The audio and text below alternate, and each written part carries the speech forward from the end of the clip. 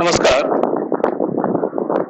आज की क्लास में हम लोग महात्मा गांधी के अहिंसा विचार को देखेंगे। इससे पहले हम लोगों ने सत्य और ईश्वर विचार का जिक्र किया था, जिसमें बहुत सारी बातें या यूं कहें तो अहिंसा विचार की पृष्ठभूमि तैयार हुई थी। आप वहां पे देखे थे कि सत्य को प्राथमिक तौर पे माना जा रहा है और सत्य ही ईश्वर कहा जा रहा है। और कहीं न कहीं ये सत्य का स्वरूप जो अभी प्रचलित ईश्वर की धारणा है, उससे ज़्यादा महत्व प्राप्त किए हुए है महात्मा गांधी के दर्शन में। तो हम लोग चर्चा करेंगे अहिंसा विचार। जब हम पढ़ेंगे तो हम लोग यह देखेंगे कि यह अहिंसा विचार उनके सत्य विचार से किस तरह प्रभावित है। और महात्मा गांधी ने तो अपने दर्शन में यहाँ तक कहा है कि एक ही सिक्के के दो पहलू हैं, सत्य विचार और अहिंसा विचार। अहिंसा को महात्मा गांधी ने दो तरीके से देखा है, यानी दो पक्ष देखते हैं, दो पक्ष पे विचार करते हैं, एक भावात्मक पक्ष और एक निषेधात्मक पक्ष। दोनों पक्षों से अहिंसा को देखने का प्रयास करते हैं। अहिंसा विचार पढ़ने से पहले हम लोग को जान लेना चाहिए कि महात्मा गांधी का जो भी व्यक्तित्व था, उस व्यक्तित्व के निचोड़ में अहिंसा विचार था। महात्मा गांधी केवल एक स्वतंत्रता आंदोलन के ही उनकी पहचान केवल स्वतंत्रता आंदोलन से ही नहीं है। महात्मा गांधी को आज पूरा विश्व इसलिए नहीं जानता कि उन्होंने भारत को आजादी दिलाई थी। आजादी तो दिलाई ही थी, साथ में इन्होंने अहिंसा विचार को जिस तरीके से प्रस्तुत किया था, सरल और स्पष्ट तरीके से, ऐसी प्रस्तुति शायद पहले ही किसी ने दी हो। भारतीय दर्शन में भी आप जैन दर्शन का अहिंसा विचार पढ़ेंगे तो वहां पे अहिंसा का एक कठोरवादी विचार है, जो कहीं ना कहीं 100% आपके मन को ग्राह्य नहीं होगा, क्योंकि वहां पे बहुत कठोर बातें हैं। श्वास लेने में भी आप हिंसा न करें, हर पल आपको सावधान रहना पड़ेगा, यहाँ तक कि किसी परिस्थिति में भी हिंसा न करें। लेकिन महात्मा गांधी के दर्शन में आप देखेंगे कि ऐसी बात नहीं है। अहिंसा को बहुत ही व्यवहारिक तरीके से प्रस्तुत किया गया है और ऐसा नहीं है कि उसे कमजोर बनाया गया है, उसे इतना मजबूत बनाया गया है कि सत्य के समतुल्य इसे रखा गया है। और सत्य विचार जो महात्मा गांधी का है, वो आपने देखा था कि वो ईश्वर विचार से पहले आता है। सत्य ही ईश्वर उनके यहाँ होता है, ईश्वर ही सत्य है नहीं, सत्य ही ईश्वर है। यानी ईश्वर से पहले सत्य को रखा गया और सत्य और अहिंसा को एक तराजू पर रखा गया। इतना महत्वपूर्ण विचार है अहिंसा का विचार महात्मा गांधी के दर्शन में।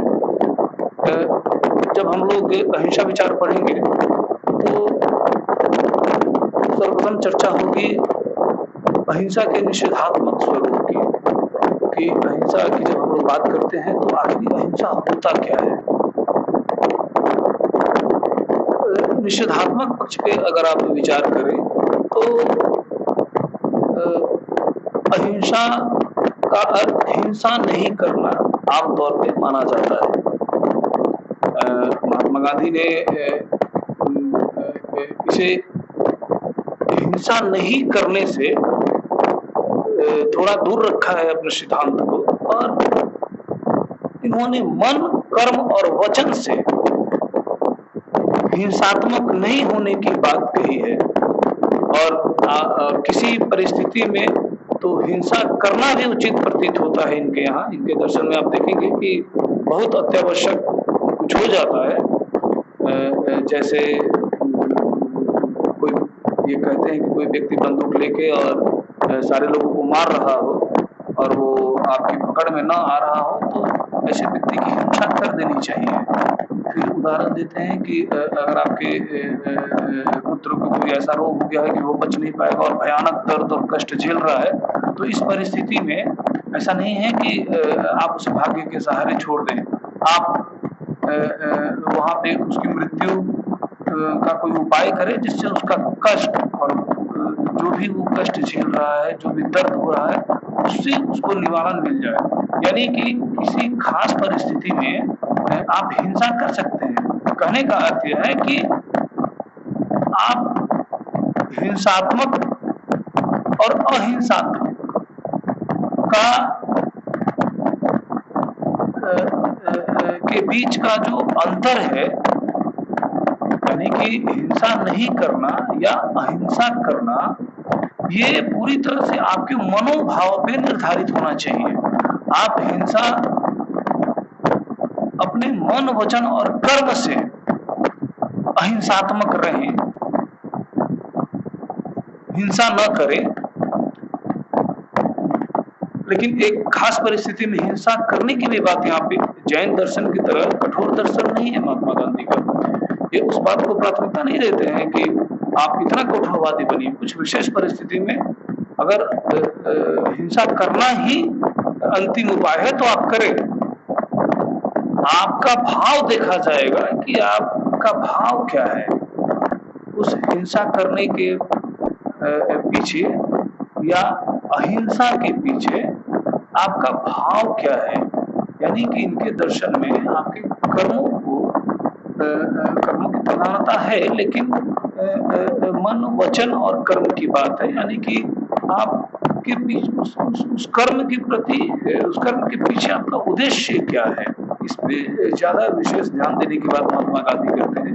तो आमतौर पे हम लोग जो हिंसा का निषेधात्मक रूप मानते हैं अहिंसा का, कि हिंसा नहीं करना ही अहिंसा है, लोभ नहीं करना, क्रोध नहीं करना, हत्या नहीं करना, ईर्ष्या नहीं करना ही अहिंसा है, तो ये है। लेकिन उससे पहले आप ये देखा जाएगा कि इसके पीछे आपका उद्देश्य क्या है।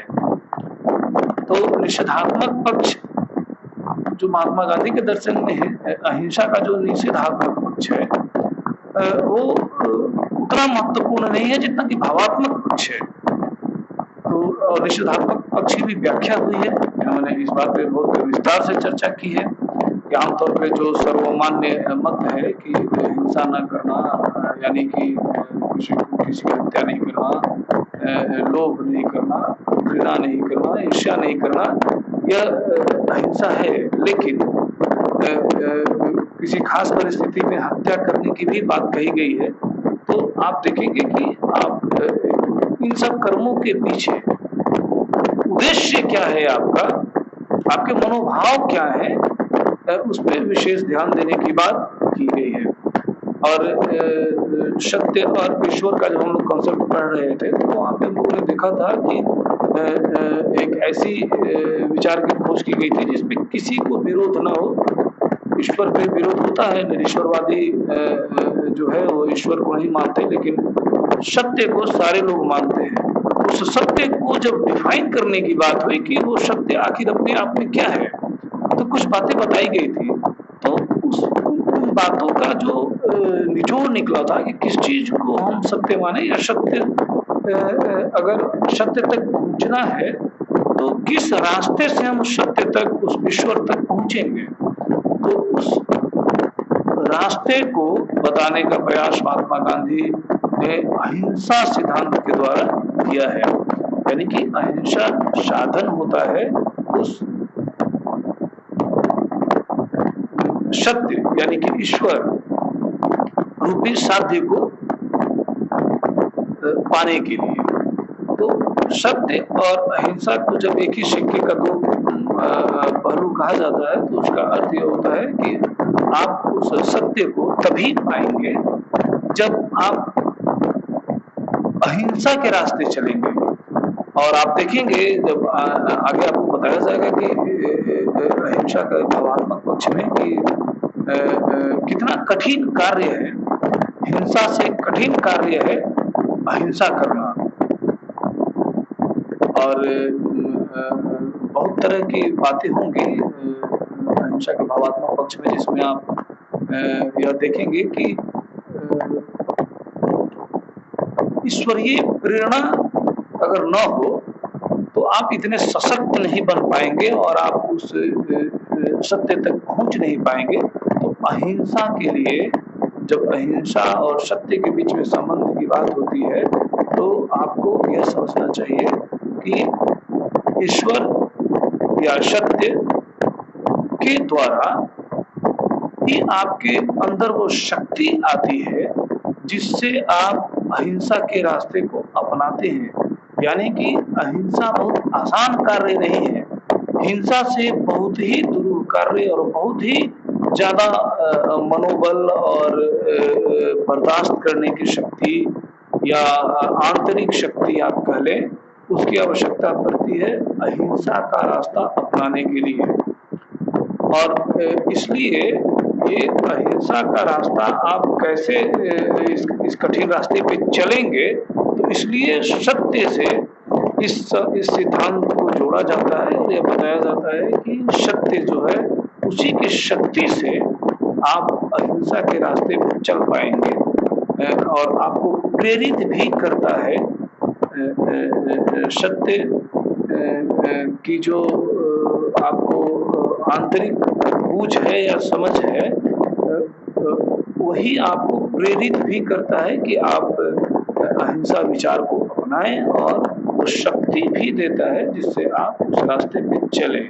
तो सत्य और ईश्वर के बारे में या बीच में जब संबंध की बात हो तो आपको अपने विचार को बस यही पे केंद्रित करना होगा कि अहिंसा एक रास्ता है सत्य तक पहुंचने के लिए, लेकिन उस सत्य के द्वारा आपको इतना शक्ति और आपको प्रेरित किया जाता है जिससे आप उस अहिंसा रूपी साधन पे चल पाएं और अपने साध्य तक पहुंच पाएं। तो सत्य और ईश्वर अहिंसा के बारे में जब भी आपसे ये बात हो तो ये क्लियर कट कॉन्सेप्ट आपके दिमाग में आना चाहिए कि सत्य की बातें अपनी जगह पे हैं, वहाँ पे जो बातें हुई हैं उनसे उसका निचोड़ जो है वो यही आता है कि सत्य एक अंतर्सूझ से हमें आंतरिक अनुभूति होती है सत्य की। आपने देखा भी था कि ईश्वर के अस्तित्व के लिए जो प्रमाण महात्मा गांधी ने दिया था उसमें उन्होंने ज़्यादा इस बात पे जोर दिया था कि हमारी आंतरिक अनुभूति होती है जिससे ऐसा पता चलता है कि ईश्वर हैं। तो वही आंतरिक अनुभूति अहिंसा के लिए एक बेस प्रदान करता है, एक मार्ग प्रस्तुत करता है शक्ति के रूप में, प्रेरणा के रूप में। ये सत्य और ईश्वर के बीच में संबंध होता है। और फिर अहिंसा के बारे में जब आप विस्तार से चर्चा करेंगे महात्मा गांधी के दर्शन में, तो अहिंसा के निषेधात्मक पक्ष पे आएंगे और निषेधात्मक पक्ष यह कहता है कि हिंसा नहीं करना ही अहिंसा है। और हिंसा नहीं करने का क्या तात्पर्य होता है और क्या ऐसा संभव है कि हम जैन दर्शन की तरह कठोर अहिंसावादी हो जाएं? तो आप देखेंगे कि महात्मा गांधी के दर्शन में इस बात का निषेध किया गया है कि आप जैनियों की तरह इतने कठोर नहीं हो सकते। हाँ, जैन दर्शन का यह बात कि मन, वचन और कर्म से आपको अहिंसक होना पड़ेगा, अहिंसक होना चाहिए। आपके मन में ये विचार भी नहीं आना चाहिए कि हिंसा करना है, इतना कठोर है जैन दर्शन। तो जैन दर्शन में इस बात को महात्मा गांधी ने अपनाया है, आप कह सकते हैं वो पूरी तरह से प्रभावित है जैन दर्शन से। लेकिन जो कठोरता थी, जहाँ पे कहीं से भी कोई रास्ता नहीं होता है जैन दर्शन में हिंसा करने का किसी भी परिस्थिति में, इस बात का विरोध महात्मा गांधी ने किया है। और इन्होंने कहा है कि हाँ, हिंसा नहीं करना अहिंसा है, लेकिन विशेष परिस्थिति में हिंसा का समर्थन भी इन्होंने किया है। जैसे कि जो उदाहरण दिया गया कि कोई व्यक्ति बंदूक लेके और आप सारे लोगों को मार रहा है और कोई उपाय नहीं है कि आप अगर हिंसा आप उसकी हत्या न करें तो बहुत लोगों को मार दें, इस परिस्थिति में उसे मार देना चाहिए। या कोई गाय का बछड़ा है जो कष्ट से मर रहा है और वो जिंदा रहेगा तो उसे ज्यादा कष्ट होगा, तो इस परिस्थिति में उसे मार देने की बात महात्मा गांधी ने स्वीकार की है। यानी कि जैन दर्शन का वो जो कठोरवादी सिद्धांत है, जैन दर्शन के बहुत मत को इन्होंने माना, फिर भी उसका जो ये कठोर सिद्धांत कि किसी भी परिस्थिति में आपको हिंसा की बात नहीं करनी है, महात्मा गांधी इस बात को नहीं मानते हैं। तो जैन दर्शन का प्रभाव उनके निषेधात्मक विचारों में पड़ा है। मन, कर्म और वचन। जब भी महात्मा गांधी के निषेधात्मक अहिंसा के निषेधात्मक पक्ष पे आप बात कर रहे हो या चर्चा कर रहे हो तो केवल हिंसा नहीं करना, हत्या नहीं करना, घृणा नहीं करना, ईर्ष्या नहीं करना ही अहिंसा नहीं है। उसके पीछे का जो उद्देश्य होता है यानी कि मन, कर्म और वचन जो कि जैन दर्शन से प्रभावित होकर लिया गया है, इस बात को आपको प्रमुखता देनी होगी। यहाँ पे महात्मा गांधी जैन दर्शन से प्रभावित थे और अंत में आपको यह भी बताना होगा कि जैन दर्शन का जो किसी भी परिस्थिति में हिंसा नहीं करने की बात है, महात्मा गांधी किसी परिस्थिति में हिंसा को भी उपयुक्त मानते हैं। अगले क्लास में हम लोग विस्तार से महात्मा गांधी के अहिंसा विचार का जो महत्वपूर्ण पक्ष है जिसे हम भावात्मक पक्ष कहते हैं उस पर चर्चा करेंगे।